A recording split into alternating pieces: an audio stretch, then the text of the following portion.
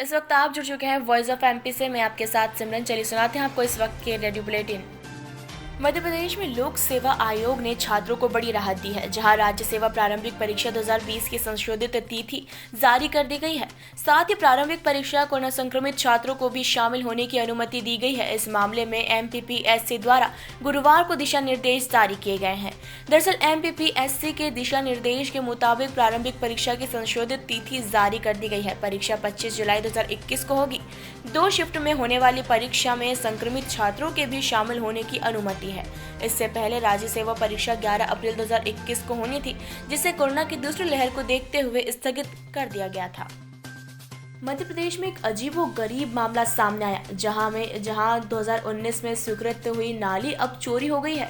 दरअसल चाचौड़ा से विधायक लक्ष्मण सिंह गुरुवार को मासिक समीक्षा बैठक करते थे। इस दौरान उनके विधानसभा क्षेत्र के निवासी शिवराज मीणा द्वारा कहा गया कि गुना में 2019 में एक नाली स्वीकृत की गई थी। 2020 में उसका पैसा भी निकल गया, लेकिन नाली अब तक नहीं बनी। ऐसा लग रहा है जैसे नाली चोरी हो गई है। समीक्षा बैठक के दौरान विधायक लक्ष्मण सिंह जब विधानसभा क्षेत्र के निवासियों से चर्चा कर रहे थे, उस दौरान ग्राम निवासी शिवराज मीणा की आवाज सुनकर एमएलए लक्ष्मण सिंह भी आश्चर्य में पड़ गए। हालांकि उसके तत्काल बाद ही अधिकारियों को निर्देश देते हुए विधायक लक्ष्मण सिंह ने कहा कि जिसने नाली चुराई है उसी से पैसा वसूल कर नाली का निर्माण कराया जाएगा। मध्य प्रदेश विद्युत मंडल अभियंता संघ ने मुख्यमंत्री को पत्र लिखकर ऊर्जा विभाग की कार्यप्रणाली पर सवालिया निशान खड़े किए हैं। संघ ने विभाग में आमूलचूल सुधार के लिए मुख्यमंत्री को कई सुझाव भी दिए हैं, जिन पर त्वरित अमल की आवश्यकता जताई गई है। कभी खंभे पर चढ़कर बिजली की लाइन सुधारना, तो कभी झाड़ियों की कटाई करना, कभी औचक निरीक्षण के नाम पर अधिकारी कर्मचारियों का निलंबन। ऊर्जा मंत्री प्रद्युम्न सिंह तोमर की ये कार्यशैली विभाग के अधिकारियों को रास नहीं आ रही। मध्य प्रदेश विद्युत मंडल अभियंता संघ के महासचिव इंजीनियर VKS परिहार ने मुख्यमंत्री को एक पत्र लिखा है और इस पत्र के माध्यम से उन्हें विभाग की कार्यप्रणाली सुधारने के लिए कई सुझाव दिए हैं। परिहार ने अपने पत्र में लिखा है कि मंत्री जी व्यवस्था में सुधार के लिए निरीक्षण तो कर रहे हैं, लेकिन उनको समीक्षा करके उन कमियों को भी दूर करना चाहिए जो विभाग में है। ऐसा न करके जिस तरह से निलंबन या अन्य कार्रवाई कर रहे हैं, उससे विभाग के अधिकारी कर्मचारियों के मनोबल पर विपरीत प्रभाव पड़ रहा है। मध्य प्रदेश में शिवराज सरकार पेंशनरों को बड़ी राहत देने जा रही है। दरअसल मध्य प्रदेश और छत्तीसगढ़ के 7 लाख पेंशनर के महंगाई राहत जैसे मामले जल्दी निपटा सके, इसके लिए राज्य सरकार विलीनीकरण की धारा 49 खत्म करने की तैयारी में है। इसके लिए वित्त विभाग द्वारा कैबिनेट में मसौदा लाने की तैयारी की जा रही है।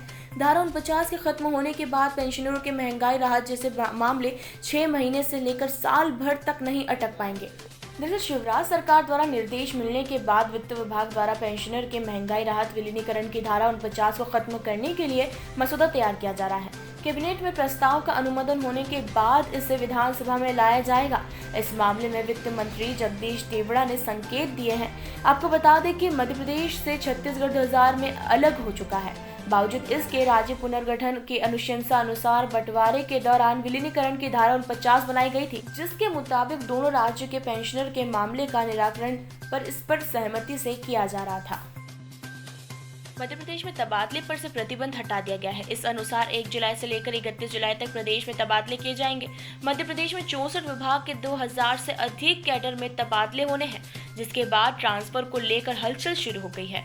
वहीं तबादले के लिए इच्छुक अधिकारी कर्मचारी के 15,000 से अधिक आवेदन अब तक विभाग में पहुंच गए हैं। आपको बता दें कि मध्य प्रदेश में तबादले पर सबसे ज्यादा आवेदन राजस्व, पंचायत एवं ग्रामीण विकास PWD, PHE, कृषि और सहकारिता विभाग में आए हैं। इसके अलावा शिक्षा को लेकर अलग से ट्रांसफर पॉलिसी तैयार की जा रही है। मध्य प्रदेश में ट्रांसफर से प्रतिबंध हटने के बाद तबादला के इच्छुक अधिकारी कर्मचारी अपने विभाग में आवेदन देते हैं। इसके अलावा वो प्रभारी मंत्री से संपर्क कर सकते हैं। इस रेडियो बुलेटिन में बस इतना ही। मुझे दीजिए इजाजत। इसी तरह की हर अपडेट्स के लिए बने रहे हमारे साथ वॉइस ऑफ एमपी पर। जय हिंद, जय भारत।